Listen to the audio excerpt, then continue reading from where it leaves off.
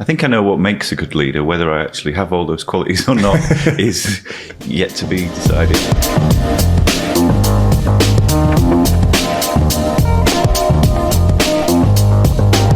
Hello and welcome to Off Script by Hey Radio, a podcast for the tech community. My name is Josh Nesbitt and I run a software consultancy called Stac based in Leeds, as well as the Hey events and conferences. I'm joined today by my co-host James Hall. Hi, I run a digital agency called Parallax. We make iPhone apps, websites, that kind of thing.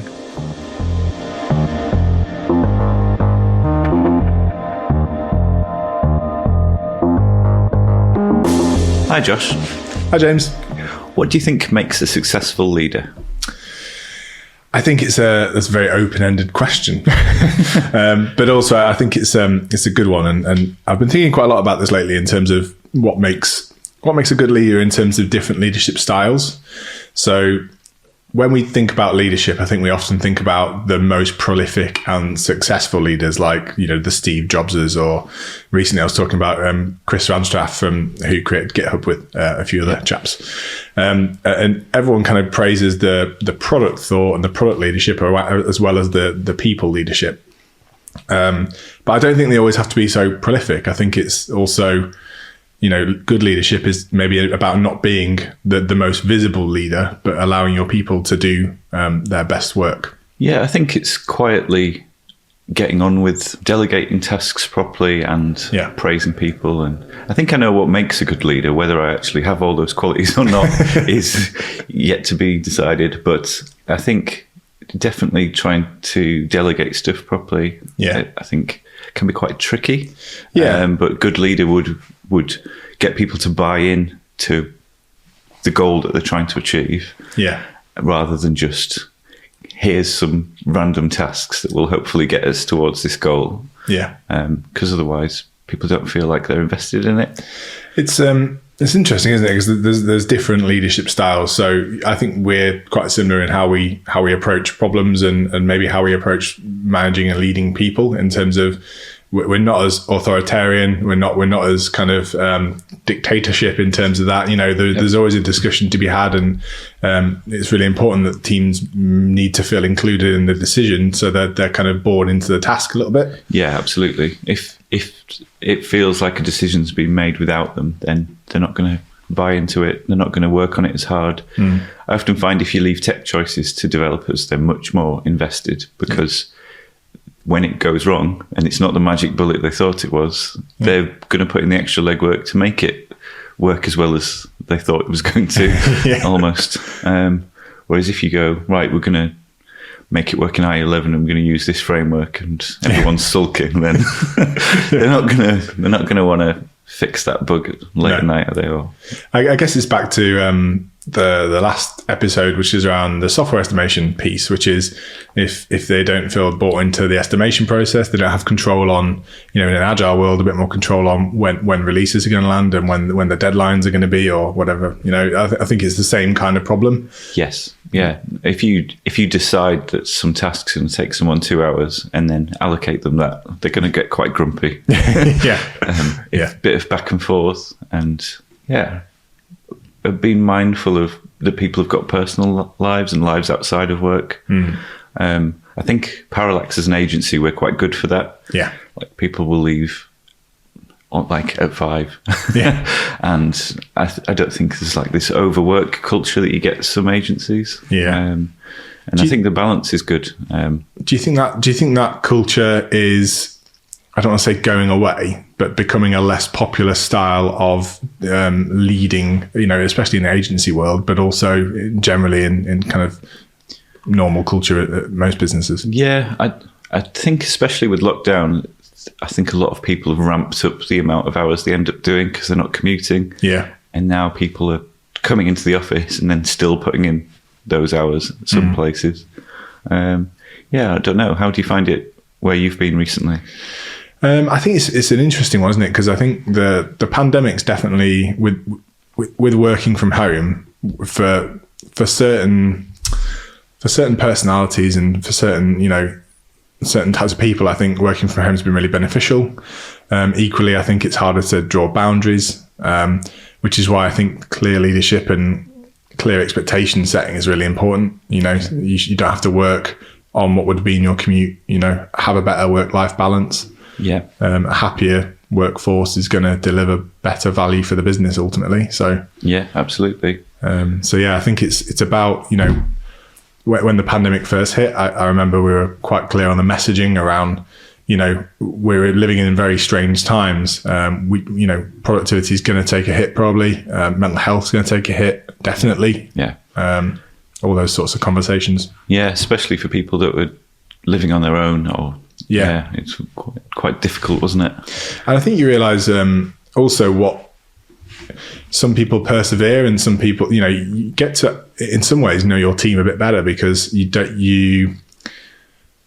that you may not have seen, outside of work, you suddenly got a window into their lives, into their houses and into kind of how they live. So yeah, and their cats jumping up. Cats jumping up, dogs barking in the background. Yeah, you're sort of part of their life for that moment. But I guess also you get to see, maybe they are working in a suboptimal environment. Maybe they're sitting on the sofa, plugged into a TV. Maybe they're, they don't have a proper desk set up. And all these things contribute to happiness at work. And I think that ties into how the team's led as well. Yeah, well, those sort of environmental and tooling factors are really important. And we've always been pretty hot on getting the best stuff out to people because it pays off in the long run. But we can't really control their environment much. But we've offered you can have a nice chair and you can have a nice stand and stuff. Yeah, you can do little bits and pieces, can't you?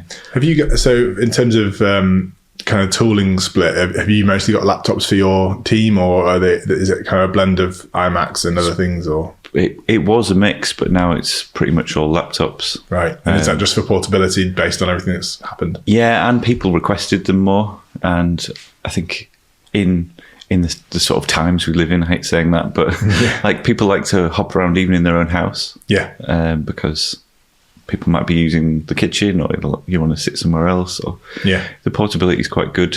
I think in terms of how that ties in with leadership, I think just making sure people have got the right tools to do the job is important. Yeah, I think the kind of key pillars for me are things like trust your people, support their ideas, invest in the underlying culture, which is some of the stuff we just talked about. And leadership isn't necessarily management, and I think there's a good separation between the two. There is absolutely skill in management, and there's absolutely skill in how we manage and look after our people, but that doesn't necessarily mean that that's how they're led. Yes, yeah. I think because when you do trust people and you do make them a little bit more autonomous about what they do,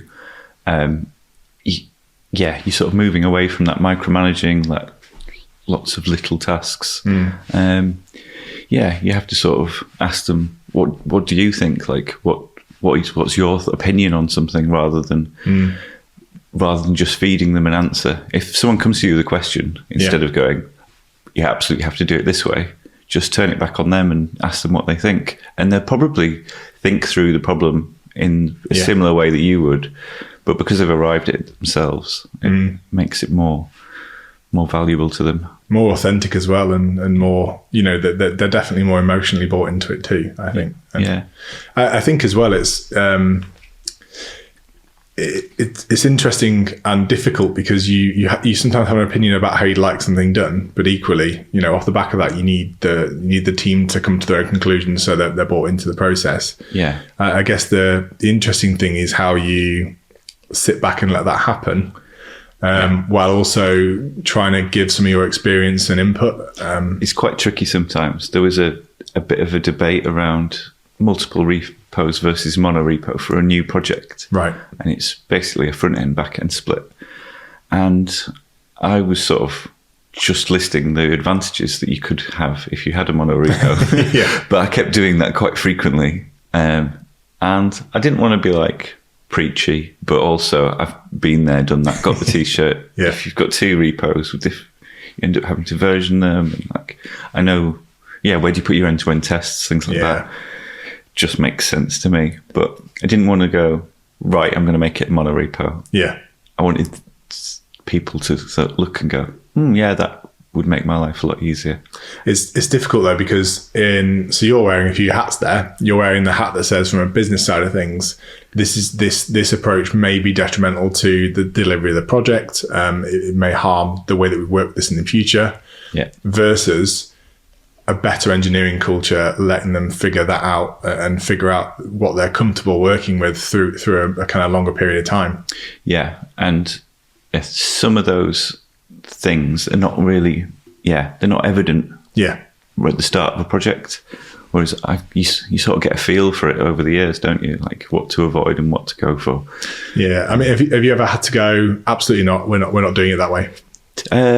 Not for a while. No. I try not to. Yeah, and I think it's difficult because sometimes you do have to. I guess good leadership is also about going. It's great that we discussed and thrashed this out, but actually I just know that we have to go down this path. Yeah. And it's almost a skill in itself trying to coerce the team into understanding why in the longer run that's a good decision. Yeah, I guess part of the retrospectives can be really good on each project because you can sort of analyze why you made certain decisions and look at the pain points, what you'd do next time. And people can learn quite a lot that way. Yeah. Yeah, definitely.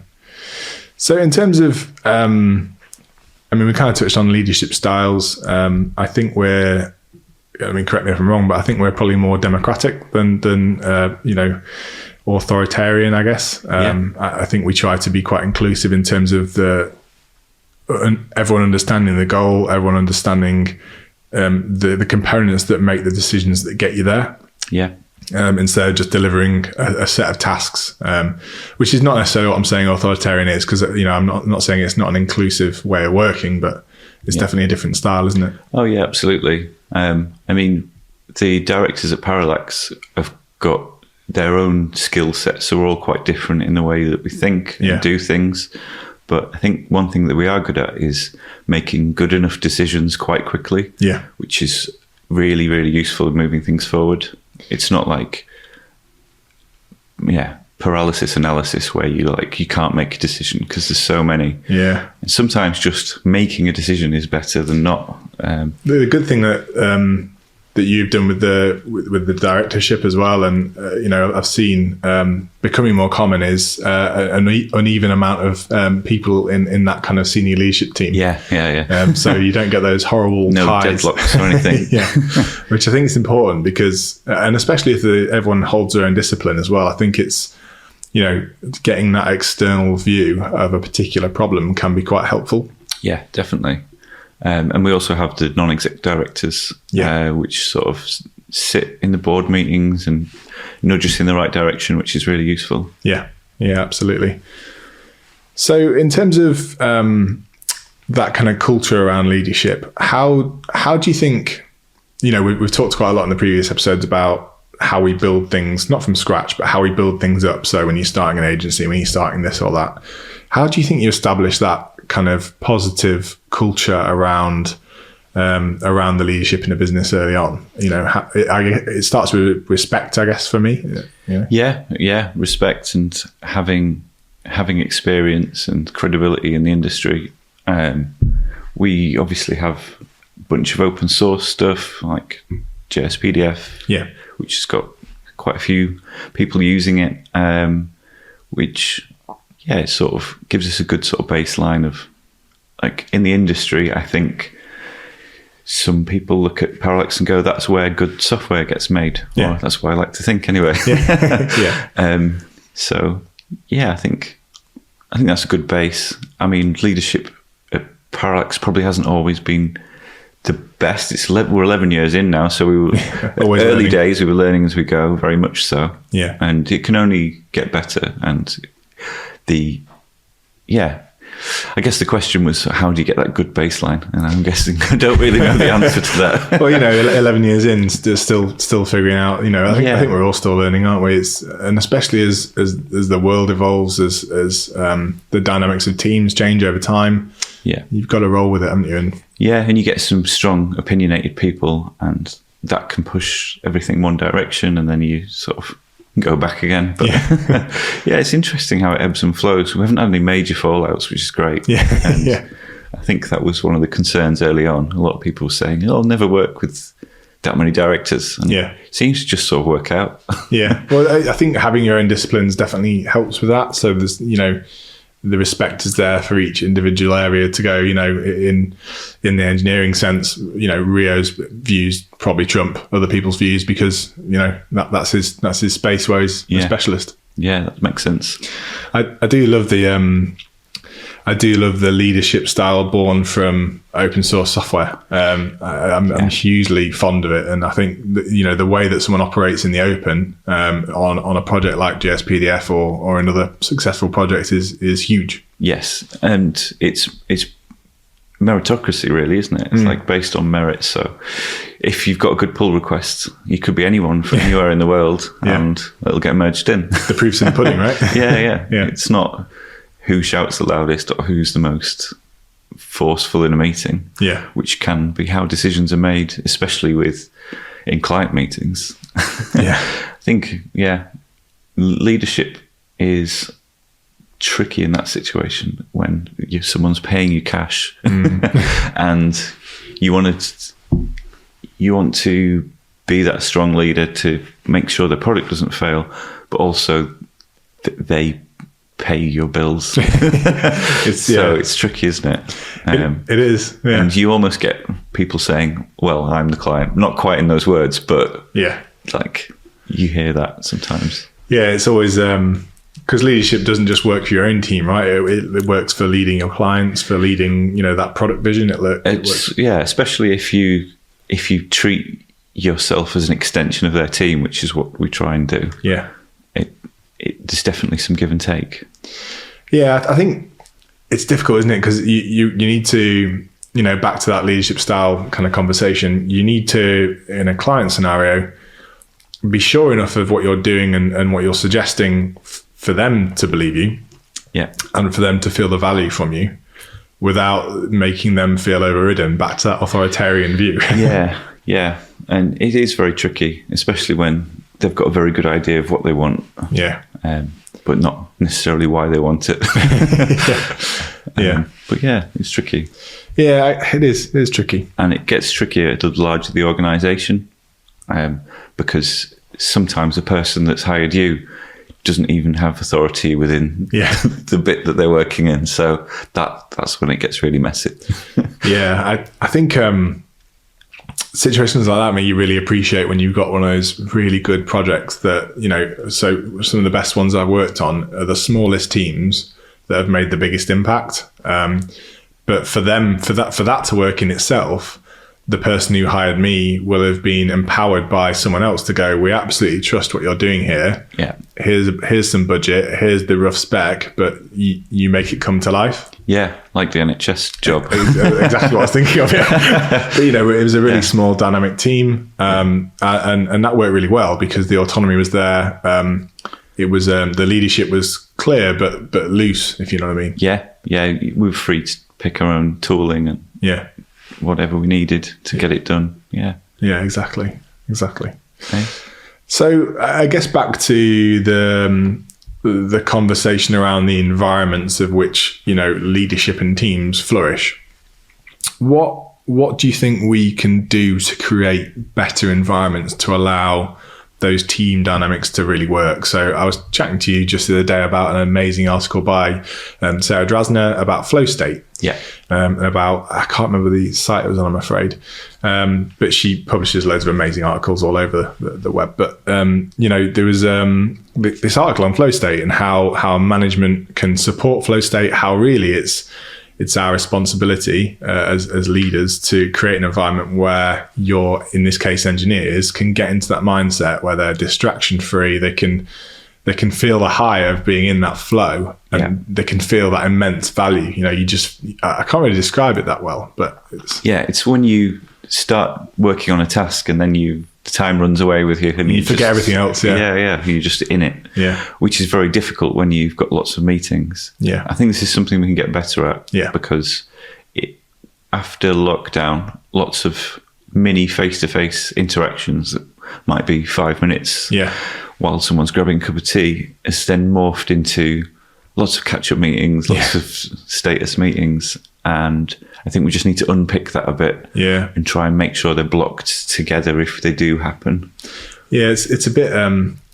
obviously, a lot of things in the news at the moment around Facebook's rebrand with Meta and the metaverse, and Microsoft Teams are looking at this kind of augmented world that we can all have better meetings in. It's like, do we really think that's the best use of the future of technology? It's like a rubbish office video game. Hi. Yeah, the new version of Clippy is now in 3D. I mean, that would be good. But yeah, it's going to be tricky especially with sort of the mixed space, like lots of people in the office and lots of people remote trying to work together. I think we need to invest in just Parallax in general, better sort of conferencing equipment, but I think that will come. And I mean, I'll be honest, I've never been to a single space that has the perfect conferencing setup. It just doesn't exist. We bought some really expensive things, set it up. It's going to be amazing. Just as rubbish as everything else. I remember one specific client, they spent like $100,000 or something crazy on all these Cisco brand things. The microphones were plugged into the ceiling. No one could hear anything. No one could see anything. The camera did that weird zoomy thing where it tries to lock on to who's talking. I'm excited for the future of that because I do think the hybrid approach to working needs to be a whole lot better. I know that Slack's got the huddles, is it? Where the idea is you can drop in and out.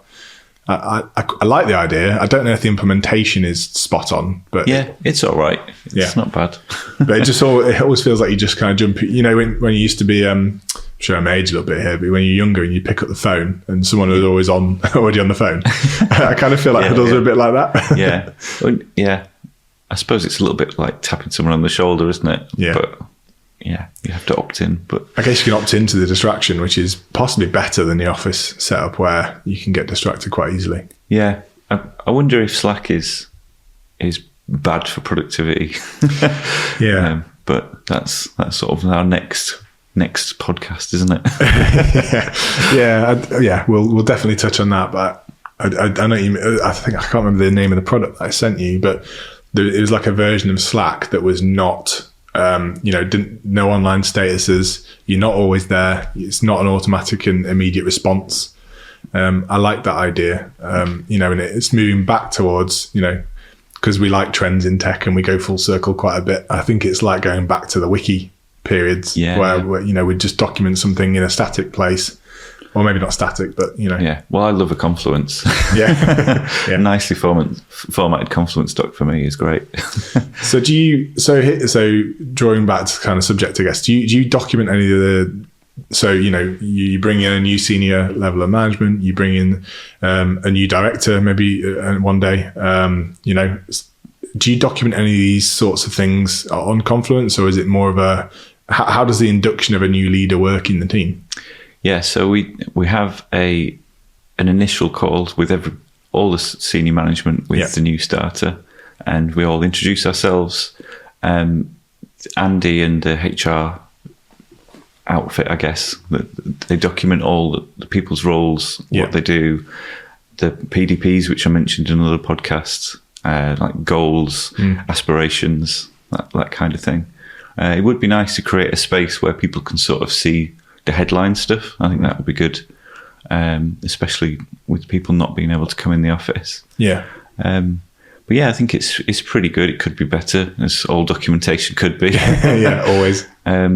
Something I like to do in our sort of back end work in progress is we have like a little stand up every Friday, I guess, and we just talk through what everyone's working on. But in the Slack just before, I ask a series of questions, usually around any blockers and interesting bug squash, that kind of thing. But I always ask an interesting question at the end, like, what's your favourite sandwich? And I know that sounds like a really silly thing to ask, but actually does spark a nice conversation. And then you've got a bunch of questions. Like if you do that every week, you know so much about someone that you would never know unless you spent loads of time with them in the pub. I love that. It's just really nice. So I've actually started putting that in the Confluence doc, and I pick an emoji for each one.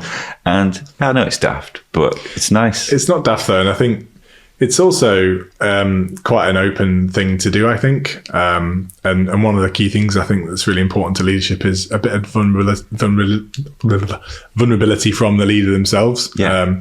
So it might be sharing something about yourself, maybe a bit more in depth than sandwiches, but maybe not. It's a very personal choice. Yeah. But yeah, no, I think it's really nice, and like it makes good content for Secret Santa as well. Yeah, just like, what do they like again? Yeah, I think that's definitely something that we've seen over the pandemic as well. That window into people's houses. Like in the back of my frame, I've got a few pieces of art from Mr. Bingo. Nice, yeah. Which is probably not the most safe for work thing to look at, but some of the art's really interesting and funny, and some of it's a kind of parody on modern life. Yeah. And just a conversation around that, during the start of a meeting while everyone's joining, it just, you get that window, don't you? It makes all the difference. And I think treating everyone as individuals is really important, because everyone's quite different. They like different things. Yeah. They do different things. Yeah. Some are introverted, some are ambivert, extrovert. So yeah, you just got to treat people like people, basically. Yeah. Which sounds stupid, but like I think it can be easy to forget. Yeah. It's not just resource that you book in, it's human lives. Yeah, we need to kill the word resource. Yeah, I agree with that. I saw a spreadsheet the other day that was like resource and a bunch of names. I was like, we need to not do that. It was on a Twitter thread, and I was like, we need to move away from this. However you want to talk about resourcing meetings is separate from the people that are delivering the work. Yeah, and it's just people, isn't it? It is. We're all just people. Doesn't matter what the title is at the end of the day. Yeah. So what do you think leaders can do to encourage collaboration between teams? Well, one thing we do is the hack days, which are once every couple of months. The last one was really good because it was lots of small interdisciplinary teams. Yeah. And they all came up with really cool product ideas. So you'd have the sort of seed of the idea, and then there'd be a logo and then a little bit of blurb about it. And then we'd actually start building the product out itself. One of the cool ones was like a Waze, but for walking home. Oh, right. If you've used Waze, it's like the traffic app. But it's around safer walking. And obviously there's a lot of nervousness at the moment, especially after what's been happening in the news and people not being very safe walking home. Yeah. But you can kind of you can pop little pins where there might be people that are causing trouble or broken glass or whatever it is, and it'll actually plot around it. Right. But it was a really cool little product video, and they actually made a prototype of it. Oh, right. It was really cool, and it's just nice to bring people together that way, because it gets them talking about the idea and how the brand should look, and basically all the steps that we do with the client, but really compressed into sort of like an energetic day. It's I love that particular structure of a hack day. I love that you've got to be careful, because you can't say that, okay, we've just done that in a day, everything's great. Yeah. but equally, I think it takes it's a really important stance as a leadership team to say, look, we're gonna lose a day in velocity on the project, because it's important culturally for us to do this. Yes, definitely. It's always been something that we're keen to do. Yeah. And before I started Parallax, my previous employer always allowed time for me to learn things. Yeah. So I've always thought it was quite important. Yeah. And alongside the hack days, we have personal development days as well, which are quite frequent. Right. And that's just go off on your own and actually learn things. But yeah, I think it's been really good and positive, especially for people who are joining us from companies where that hasn't been a thing. Yeah. I think in some cultures, it's those sorts of, I want to say peripheral, but I don't mean that in a negative way. But the things that aren't contributing to the day to day as much, they're the first things to go. When a project's up against it, or there's some serious client demands. Yeah, they always feel like the first thing to go. I didn't get my personal development time this week, or Yeah, it's you do that in your personal life as well. Like when you've got a deadline, or you've got you're really, really busy, you forget the basics, and that actually makes it all worse. Yeah, like if you don't feed yourself and sleep right. And instant ramen and no running, for example, is a bad combo. Yeah, but I think the last period where I got quite stressed out, I made an effort to carve out time to run and stuff. And I think as leaders, you probably need to make sure people do protect time like that and have a good balance, because it makes you go quicker in the long run, slowing down sometimes. Yeah, and that's that window into people's lives through I keep drawing back to the pandemic. I'm not trying to do that, but that window into what the day-to-day for people looks like is actually quite valuable, because you can be more you can be clearer by saying, look, I can see that you've not moved from this desk in the last 5 hours. Yeah, and another thing we're doing is a sort of a fallow week in the run up to Christmas, and this is a week where there's no client work booked in, and we're almost just sort of letting the grass grow. So it could be in the back-end team, people are interested in just tidying things up, making a few things nice, like it's almost like making your house nice. Like fix a broken window and and make sure it's just daft things. I really like it when a repo is the README's nice on the in Markdown, and there's little links to stuff, and that makes me happy. It matters though. I think when you're working with something every day, for a software project, you want your house in order. You want to feel really happy with how it's laid out. Yeah, that's it. Or even really silly things like Slack's got this new feature where you can put links across the top of a channel. Oh yeah, and just making that nice and putting all the relevant bits in. And I'm obviously that's just my personal thing that makes me happy. For other people, it's all completely different. But it'll be nice to see how that comes out in the fallow week. And I think in a more hybrid remote world as well, those sorts of things where your digital estate is more in check is definitely time worth investing. Yeah, definitely. And just like selecting all the icons on your desktop and chucking it in the old folder, old too. Yeah, sort one day. Yeah. They just feel instantly better, don't you? Yeah. But some of that would be good. Yeah, I had one of them yesterday. I went through 1Password and sorted out all of my compromised passwords, little things like that. Yeah. Quite worried about that for a little while, actually. The task only took an hour. Yeah. Little things. But allowing people time to do that would be really good. Yeah. Actually, I should put that on the list. Yeah, I hadn't opened Watchtower for a while. I was like, oh, wow.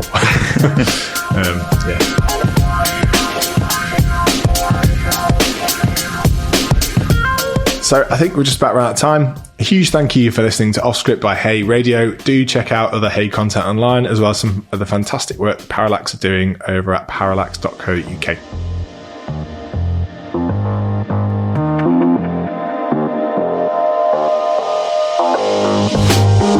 Hit subscribe to get more of this podcast content in the future too, and join us in a few weeks as we tackle our next topic.